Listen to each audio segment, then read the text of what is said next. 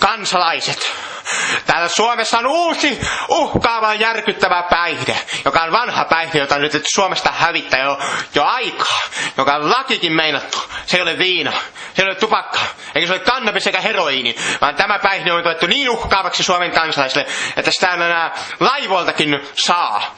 Tämä on hirvittävä myrkky. Katsokaa tätä, katsokaa tätä. Lakupiippu, kielletty hedelmä. Katsokaa, kielletty hedelmä. Oi mikä aine. Lakupiippu, lakupiippu, katsokaa mikä myrkyllinen. Oho, tämmöinen kielletty hedelmä, huhhuh. Katsokaa, tämä minun ystäväni, tämä kuvaa tämän hetki, kun minä nautin tätä kauheata tuohon, katsokaa, nämä aromit. Nämä aromit sekoittaa minun pääni! Katsokaa.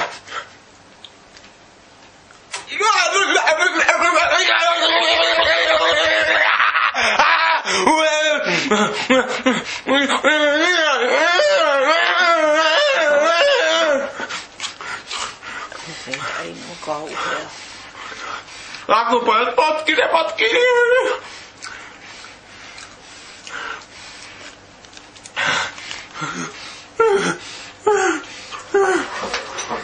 Nyt ymmärrät, miksi lakupiippu pitää olla kielletty.